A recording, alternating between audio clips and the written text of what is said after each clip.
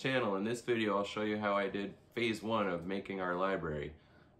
This will be prepping the walls, painting and stenciling. I knew I wanted kind of a classical or Baroque feel, like in those old libraries you see in like castles or chateaus or, you know, old English estates. So I wanted damask as the pattern, but if you try and find damask wallpaper, especially for such a large room that we're working with, it can get very expensive. So I figured out pretty quickly that I would probably want to stencil it to save some money. The other thing was that I knew I wanted either green or blue because I knew I wanted dark wood and that would contrast and look really well, in my opinion. We ended up going with two colors that are kind of in between green and blue. It's hard to tell. So here in Canada, we ended up going to a place called Home Hardware, which is just a normal hardware store. And we got a ton of swatches to try and pick out our colors. So here's all the swatches. We finally decided on something called Job's Tears for the base color, and then Blue Bliss. So on the color swatch, they are the bottom one here, and then this one. So if you're planning on doing damask, using one of these color swatches would help a lot. So you just want to use two next to each other to get a good contrast. I tried a little test patch with a stencil in my sketchbook. So this thing, I just had another little stencil lying around, so I tried it just to see how the colors look together and everything. And I liked it. And actually this video doesn't show it, looks more blue, but it's kind of more on the green side, like turquoise and then aquamarine maybe. So I tried that, we got the paint. It's a designer series. To do stenciling, they recommend the base coat is matte or like no gloss. It prevents the stencil part from like bleeding underneath the stencil and building up. For the base coat, greens and blues are such a hard pigment to put on. We ended up having to do 5 coats, and that's because it's such a strong pigment in a clear base. So my mom gave us a tip after we had done this that we should have really used our top color first and used that to prime the walls, and then it's easier to get the really dark color on. Like basically for your primer, you want to tint it a little bit with the color you're going to use, and then it spreads a lot easier. Like we would go from floor to ceiling once with the roller and we were out of paint. So this room's a pretty decent size. So it actually took 5 coats, and even then it wasn't like perfectly done, but I wasn't worried about the sides with the shelves because it would be hidden, and also because I would be stenciling on top, so you wouldn't really see it. So for the stencil, I found a really good website called cuttingedgestencils.com. They had a ton of selection and they were the best prices I saw online. I don't work for them, this isn't sponsored or anything, this is just to help you if you want a stencil. They had tons of damasks, and the stencils look pretty good. They also send you a whole bunch of free ones, like of other kinds. So this is the stencil. Well, it's pretty huge, so they cover a lot of space, and it takes a bit of getting used to. So what you do is you start with this big one away from a corner, I would suggest, or the ceiling. So what I did was I started up here beside a door, and then just move your way out from there. Then they also give you this other little one, which is to finish the top edges. So if you see this whole wall, I didn't do the top, and that would be really hard using the big stencil because you'd have to fold it and do all sorts of crazy stuff with it. So they give you this other little one, and you can see here, it fits right up to finish everything. Now in my case, I'm gonna be putting crown molding here so it will hide all the unfinished stuff up there. So some of the tricks to the stencil, you want to tape it, basically 2 pieces of tape on each side at least. You want lots of holding points. To get started, I taped a tiny little level. Let's see if I can find it. There it is. To the top edge. So I originally had this taped exactly to the edge so that I could make sure the design was lined up perfectly, vertically. And then once you get a lot of them done, eventually I took it off, because if your house is really old and settled where you don't really have straight lines, so it might even be better to eyeball it, because making this perfectly level, it might, you know, on this end be way up high and then go down by the time you get to that. That's the thing with a repeating pattern, you have to be aware and kind of careful of that.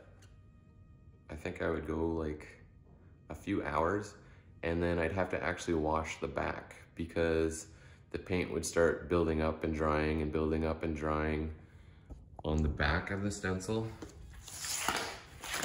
Like, as you can see, this is the back. There's paint all gooped up and dried in here, so that will make it not sit flush with the wall, and you start to get bleed through. I probably should have cleaned it more frequently, but considering how long this took, obviously I kind of just wanted to get it done. And you can't really tell because the pattern's so busy. Like, all my little fuck ups are hidden. So one of the other things you'll see in the video is my tape stopped sticking for a while, to the point where I was yelling and swearing quite a bit and getting really frustrated and annoyed. All I did to fix that after I bought new tape, and it still happened, was I turned the dehumidifier on in this room. So I think basically it was just too humid in here for the tape to stick to the wall. So pro tip, if your tape stops sticking, turn on a dehumidifier, save you lots of frustration.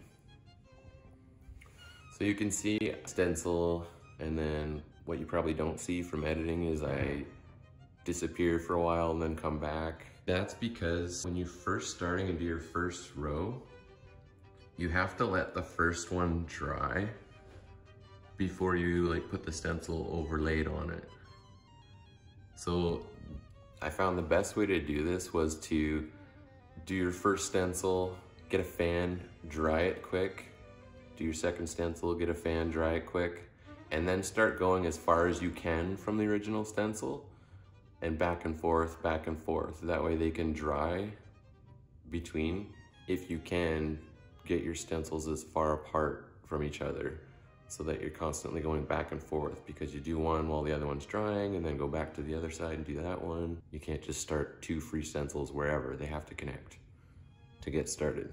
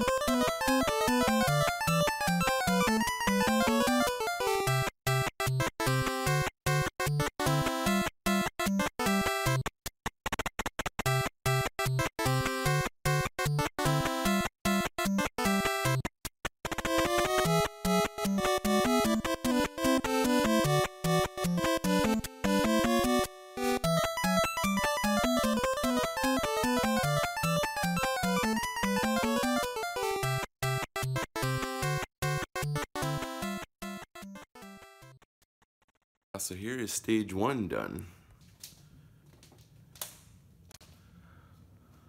I don't know how bright this will show up.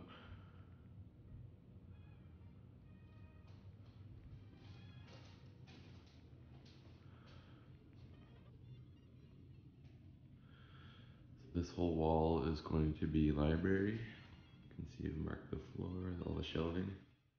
That's why I didn't paint up to the ceiling or down to the floor. And I didn't finish the corners.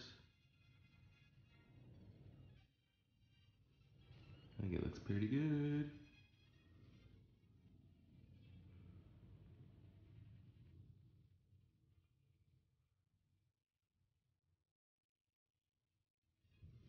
Here, I'll turn the light on.